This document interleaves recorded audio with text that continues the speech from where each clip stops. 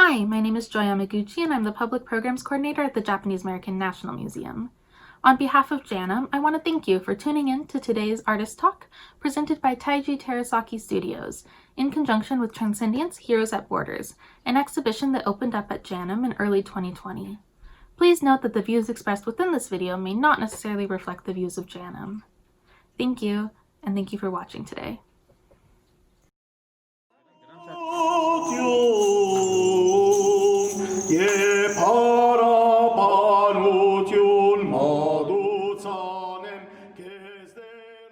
Aloha everyone, thanks for tuning in to the new Artist Talk episode. We are joined today by artist, author, curator, community activist, and friend Ara Oshagan. Ara's work as a curator and artist often revolves around intersecting themes of identity, community, and displacement. He uses photography and installations to address personal and communal narratives of genocide, war, and multi-generational catastrophes that give rise to new identities. In this episode, I'm excited to share with you a very interesting and critical conversation with Ara about his current work that parallels the intersectional histories of displacement and trauma. Please keep listening to hear the full conversation, and don't forget to subscribe. Oh, Ara, it's so nice to see you again. I really appreciate your participation in Transcendients Heroes at Borders. First of all, let me say it was an honor for me to be part of Transcendients. And I really appreciate your invitation, and it was really great to connect with all the heroes that you had brought out, which I had heard about some of them, but I had not, and I met some of them. So it was really, so I want to thank you for that, for including me.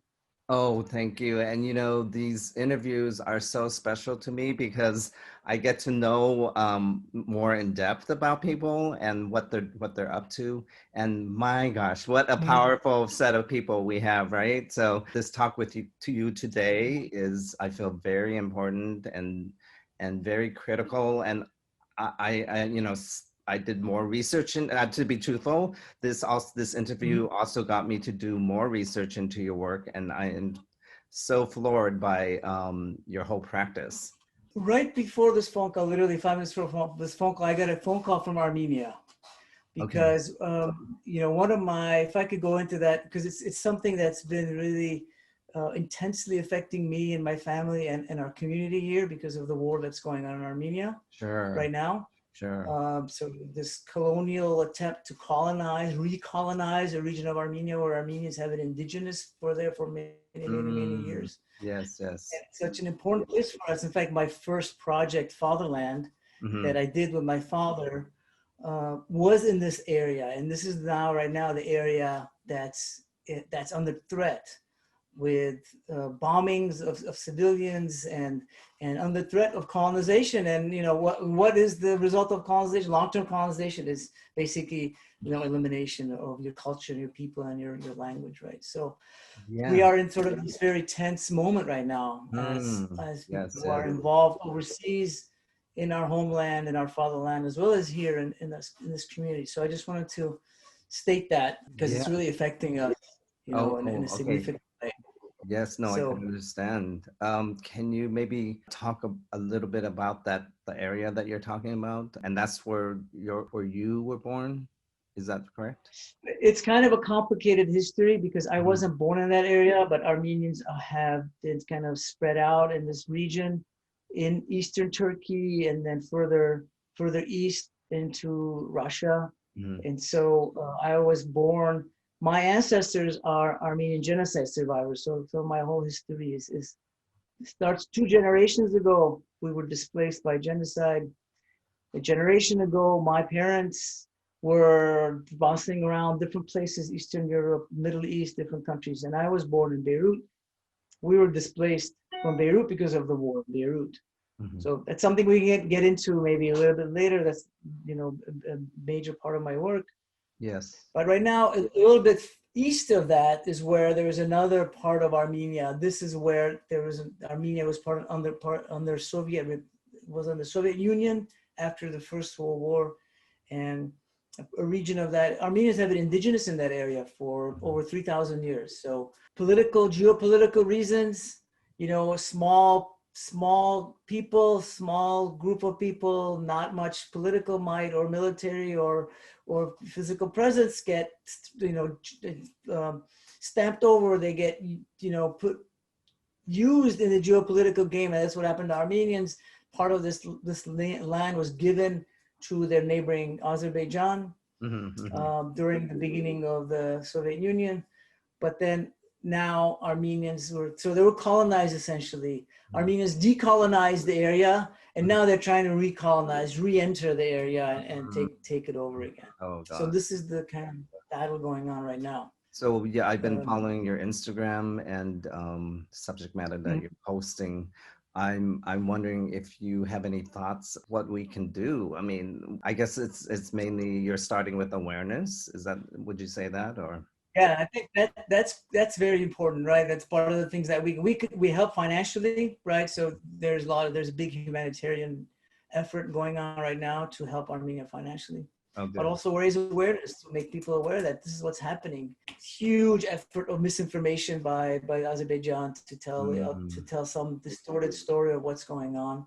So there's an effort to counter that, right? And awareness, and maybe if there's enough protests, enough people stopping, streets, enough, we had 100,000 people on the streets last Sunday protesting. Yes. Maybe then some governments will want to intervene and stop this war. It all connects. I mean, your Beirut project, you're talking about the trauma that populations of people have gone through. Unfortunately, history seems to repeat itself, right? And so it's always useful to look back. And I think your work is so powerful in doing that. Yeah, thank you. And yeah, I mean, so what happens is this kind of layering that happens over time. That it doesn't end with one major trauma. In my own history, it's like multiple traumas kind of happening one on top of the other. Right. So there's no post trauma because we're still in it. We're still part of it. Yeah. And I through my work, I try to kind of address that kind of layering and that kind of history that comes with that. But it's the places. So a lot of my work has to do with sites. So Beirut is a very important site for me because not only were there communities there that fled genocide, for instance, and tried to rebuild, but also there were communities there who then had to go through another war. I fled Beirut. I was very young when we fled Beirut. And then so this project that I began, I went back 40 years later, like 30 years later, I started going back to Beirut and taking pictures. And so a lot of my work starts with pictures, but so there's a lot of resonance, a lot of layers there. There's my own presence, my own past in that space that I confronted, almost every day when I was there. So as an artist, when you're confronting these things, you have to kind of find a way to address them, unfold them, right? Also, there's the gap. So there's a return. There's the issue of return. So when you leave someplace and you come back after so many years, how do you return? How do you come back?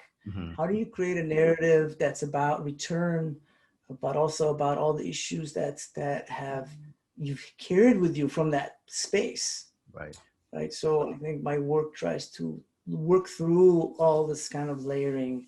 And it's very intuitive in that sense that I don't have a plan. I don't go, okay, I'm going to go here, I'm going to do the X, Y, Z, and I'm going to come out, I'm going to have this. Right. I go into a space like Beirut and I start photographing, and then I see what really moves me. And so what's really affecting me. And one of the things that was affecting me in Beirut was my family's presence there. That was there, or that had stayed there, even though there was this absence. So there was this presence and absence. And so I was moved to create these collage works that combine. That's the Beirut Memory Project is what I call it, where I combine current day photographs and archival photos of my family. So they kind of mesh them together. and this kind of, the view is from today's, from the photograph is kind of structured today. And then it has these elements that come in from my own history. So it Right, tries to create this kind of this bridge, right, right. um, and speak about this layering and this kind of past. I really enjoy how you're taking these landscape photos, I might say, and then inserting these big murals, you're out Yeah. of your imagination. I think it's very strong. Can you talk about the color versus the black and white?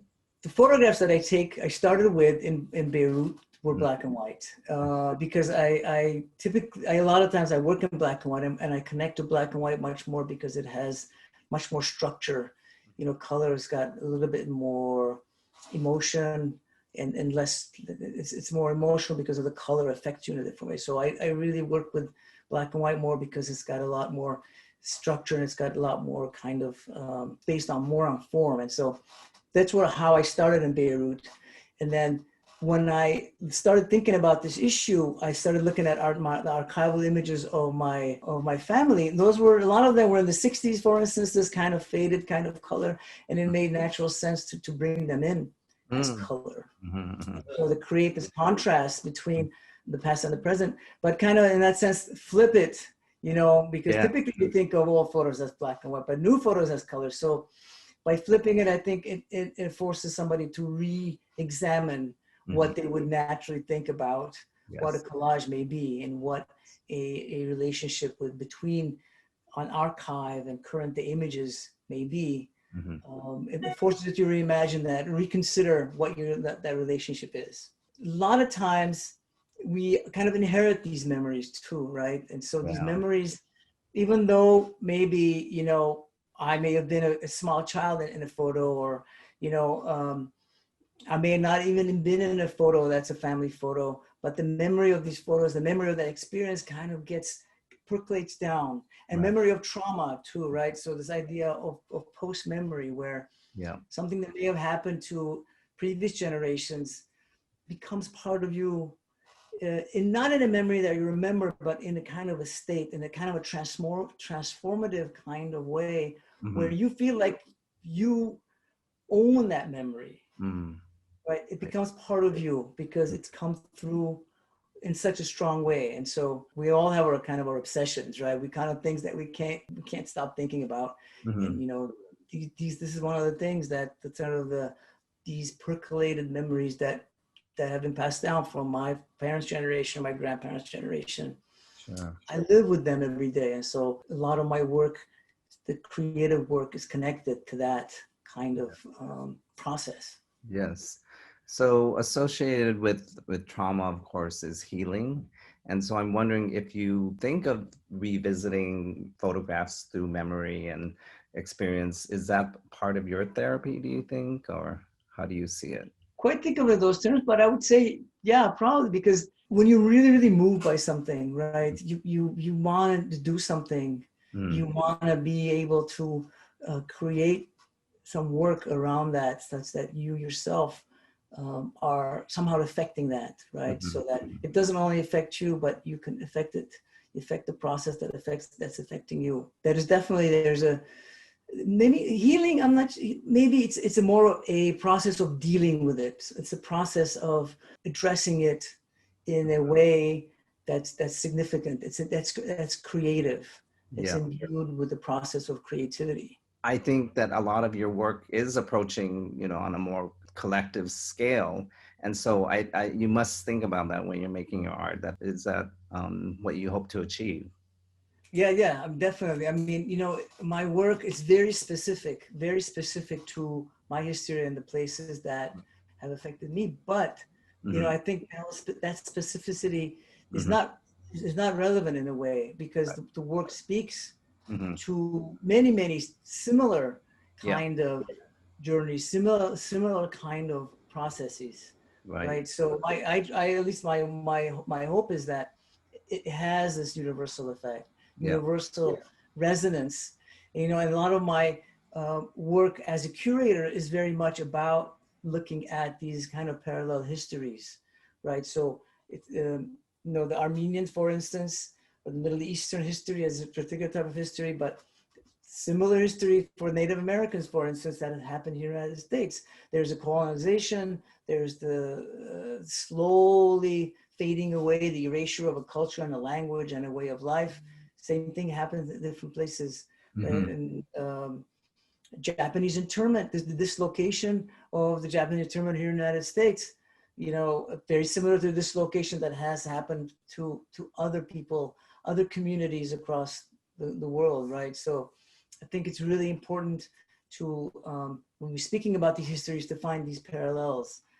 I've been working with Korea, with the Korean curator for a number of years, taking portraits of former comfort women, as well as the activists who are kind of keeping that narrative alive. So there's also the issue of a narrative, right?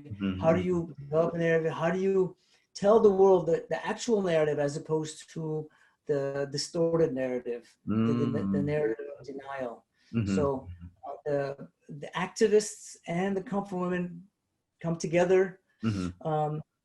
And this installation that I have on right now in Korea, in Seoul, as well as archival images. And these are very large, as you were saying, you know, they're like 12 feet, 10 feet high. And so when you blow up, you blow up an image that used to be this large, you know, to 12 feet tall, it takes on a different life, you know, it takes on a whole different life, whole different meaning. You know, I have to say that I also admire that your work goes into, you know, like the library, you know, with the comfort women. I thought, oh yeah, that must be so powerful. It's not in necessarily an art gallery or art museum, but it has a different context. So this material that I've collected has so far been kind of exhibited, installed in different ways. One of them is happening right now outdoors. But one of what I wanted to do when we were doing the first exhibition in Glendale is, I thought I could recreate sort of conceptually the comfort station. So the comfort station are these little spaces where basically these women were kept. And so I recreated that space with images. So on the outside of the images are all the activists. So these are the ones who are keeping, and that one is called Keepers of the Narrative. So they were keeping the narrative, the true narrative. And then inside of the comfort of that conceptual comfort station were the big portraits of the comfort women, 2 portraits. So there were 2 large images. So when you walked in, you know, you're overwhelmed by this huge image and their ability to break the silence. You know, it took them, the first comfort woman to come out to speak about this, Taiji, was 50 years after the fact. 50 years, there was 50 years of silence, you know, because not only, you know, they were abused and held as slaves during the war, but after the war, the society was so repressive in that sense that they couldn't go back. There was so much shame in them and in the society that they couldn't speak about it. So nobody spoke about it. Everybody knew what had happened. Nobody spoke about it for 50 years publicly. You know, there's been some art projects that try to bring Armenians and Turks together, for instance, in the past, and a lot of those, they've been kind of shunned by the mainstream of the political parties and things like that. So yeah, I understand, but you know, I think it's I'm not talking. My project isn't about politics. It's about the narrative, right? It's about what happened. If you don't mind me asking a little bit more, maybe for artists, like how you achieve those big block forms that you were doing. What kind of material is it? Plywood, I guess, right? So those sculptures, actually, we did 2 exhibitions like that in Los Angeles. They were made with metal frames, so they have an internal metal frame. So it's this complicated 3D kind of design. Architect, Nadine Mirzoyan, kind of did the concept design for that. So they're frames, and then we built metal frames, and then the print, it's one print that wraps around like a glove. Wow. But it's this kind of very strangely printed thing, and then we Velcro the top and the bottom, and it kind of fits it literally like a glove. Great. And it's got the top. I feel that what your pictures also do is express pride in your culture and your, you know, where you came from. And I think that's really, you know, immigrants need to have to carry that pride of where they're from and their ancestry. And so I really appreciate your photography for that too. Thank you. I wonder if you mentioned that you're working on a book, and I'm so curious about what that book will be. Yeah, so this is the book of my photos from Beirut. So that book is going to be published by Kerher Verlag, a German publisher. Mhm. It's going to be published next year. Okay. And I'm working now on sort of a four sort of intersectional kind of exhibition. It has the four different parts. One part are the black and white photographs that I just mentioned, and Yeah. the other part are going to be these collages that combine the black and white and archival images that we spoke about. The other part is this 3-channel film that I made because, you know, as I said, when I go into a place and I interact with the people and the landscape, certain issues start connecting. I start connecting with certain issues that I need to find a way to address. And one of them is the language. So going back, these are my obsessions, right? Going back to the genocide again, you know, one of the things that happened, besides the fact that we were eradicated, we were deracinated from our land, the language was also deracinated from its indigenous land, our language, which is called Western Armenian. Wow. A very well-known poet, Krikor Bilidyan in Armenia, says it's an unpeopled language. Because basically the land was taken away from them, even though he called it the unpeopled language. And so, you know, Beirut is one of the last bastions of where that language is being used. Parallel kind of history with, for instance, Native Americans, right? All these languages, there were 560 some tribes, Native American tribes. Yeah. Almost all of them, you know, some of them have retained their language, but one of the biggest issues is that their language is lost. Right. So this is the kind of issue that we're facing right now, that the language in diaspora is very difficult to sustain. And so I needed to make this film with some video that I had taken to speak about the language, to bring the language, the rhythm, and the sounds of the language into the exhibition space. So the way I envision it is, you know, you have things on the wall, plus you have to have this film going that's bringing this critical part, this language, into the rhythm of the language, and it's people just speaking it basically.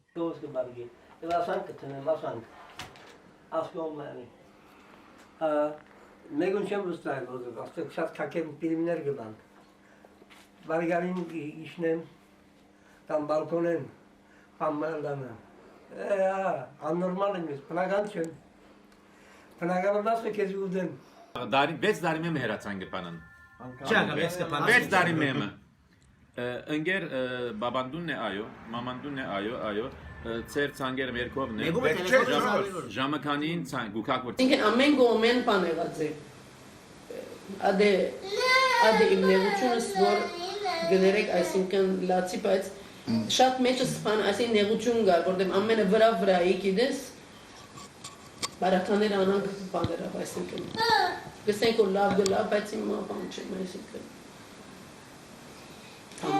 But I'm impressed also. I think I heard that you're self-taught. You're a self-taught artist. Is that right? Yeah, I'm a completely self-taught photographer. Oh my God, that's just. I mean, I think anybody listening to this, you know, many people would like to be artists and things, but here is a fine example. You know, if you have the concept and things really drove you, and you found the right medium, but wow. So has that been hard? Has that been hard development to, you know, learn the technical part and all those, you know, art kind of things? Well, photography came easy. I'm technically kind of okay, so photography was easy to figure out how to use it. But this is the thing, you know, I think what you sort of have to follow what really moves you, what really you want to say, something that is affecting you deeply, right. You know, and I first wanted to be a writer for a long time. I Oh, come from a line of writers, father, grandfather. right. But then I kind of realized that it's, the medium doesn't matter, right? You could do music, you could write, you could do photography, you could do sculpture, you could do theater.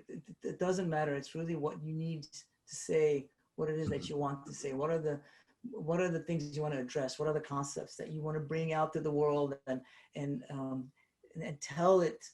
Find this narrative that's your own narrative, Mm-hmm. and the medium doesn't matter. And so Mm-hmm. when I kind of realized that, and I got into photography completely by chance, I just started taking pictures. It became very natural, came very naturally to me. I took one photography course. I hated the professor. I was like, forget school. I don't want to Oh, take I it. love that. I That's started, great. That's great. and in fact, the first place I went to take pictures is this region I was just talking about, which was had gone through war earlier. And so I went into this kind of militaristic zone to take pictures of this one area, which is today, again, 20 years later, under threat. Wow. But, I just dove into it, and I didn't, not, you kind of, it's very strange. You kind of are, when you're self-taught, you have this kind of freedom that you can do things without worrying too much about, what you've been taught in that sense. You don't have that much baggage. Yeah. Right. So that gives you that gives you some freedom, I think, to do things, try things, to make mistakes. Mm-hmm. Right. Mm-hmm. But then also, in a way, it not having that structural space to connect to at least in my case, it marginalizes you a little bit. It marginalized me in terms of being connected to a larger community, trying to bring the ideas that I wanted to speak about to a larger community, a community of artists and people. Yeah. So it's kind of a double-edged sword, Taiji. This may be a little strange question, but I'm curious, the terrible bombing that happened in August. If you were to go back, what do you think you might take pictures of? That's a very interesting question, Taiji, because I have thought about that. I have thought about what would I do. For instance, I'm doing this big project about Beirut, right? That's over the last 20 years. And then all of a sudden this huge explosion happens that kind of disrupts all of that history. And so I was thinking, how would I include that disruption if I wanted to include that disruption? I've thought about that. It's a very, very good question, because it's important if you're dealing with some place, with the culture, with a life, and then that life is completely disrupted. You can't, you have to kind of think about that. And the way I thought I would do it is much more conceptual, because I feel like the photos I've taken that I've done is kind of its own thing, that it's run its course, but is to include people actually speaking about what happened to them.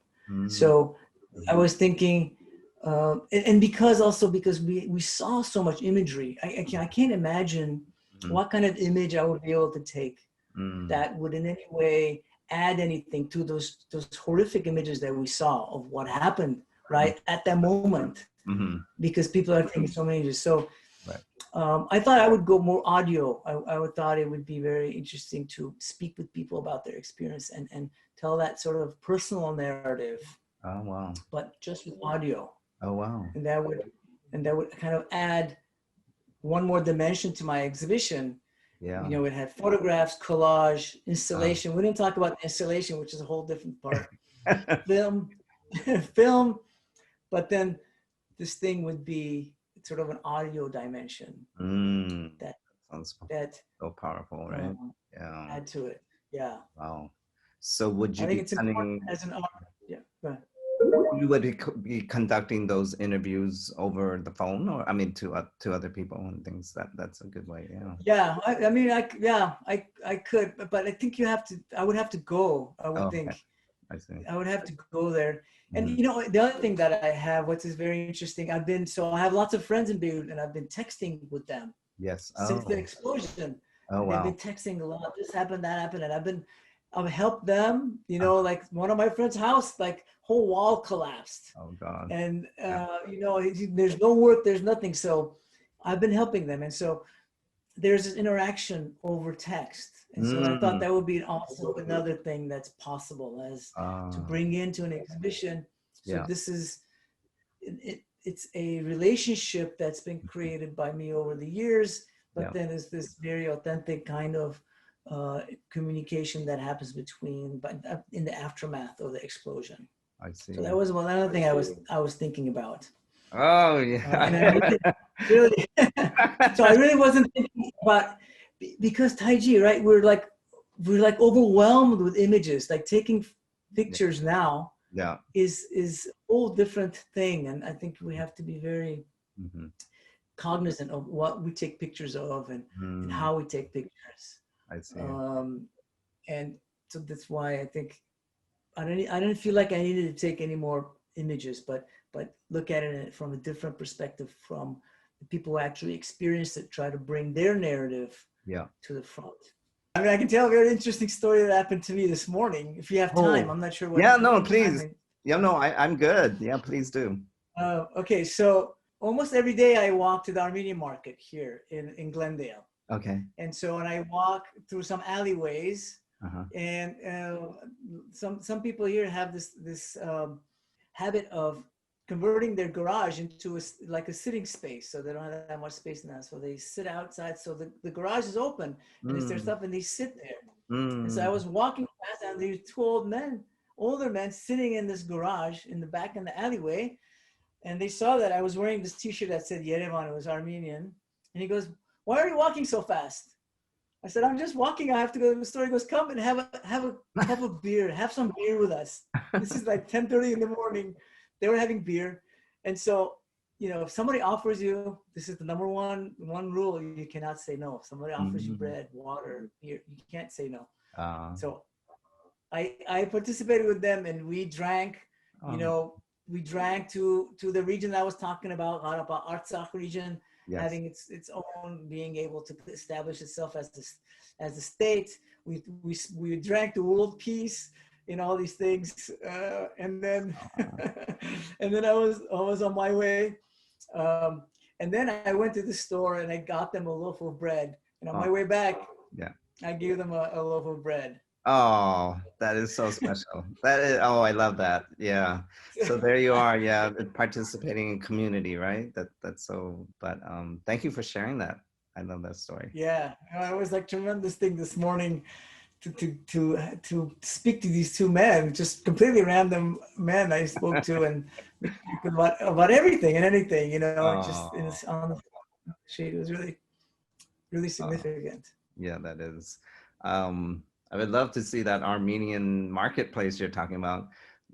Maybe I have to visit you and we'll go. Yeah. So you know who George Takei is, right? And he was talking to me, and he said, you know, I know that your parents and grandparents went to the camps, and you didn't. But your responsibility as a third generation is to keep that story alive. And it's true. Yeah, it's the same thing, keeping that narrative of what happened alive. Exactly. And it comes to you. You may not be a witness to it in any shape or form, but it percolates down. It does.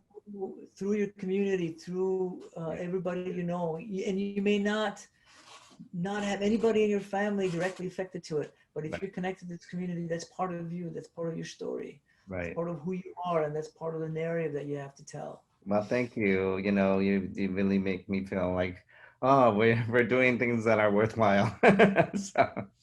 You are, you know, Taiji, I think it's really great the way you kind of cast the heroes at the borders being, and you know, we didn't talk about borders, but you know, this is all about borders, all about crossing borders, the dislocation of all these narratives have dislocation with them, right? Dislocation of culture, of people, of bodies, of language. And so the way you kind of cast the heroes at the borders idea, I think was really smart, was really good. Thank you so much. Thank you, Taiji. Thank you so much. Okay. All right. Take care and stay healthy and safe, and we'll talk soon again. Thank you. All right. Thank you so much. Okay. Bye. All right. Thank you. Bye.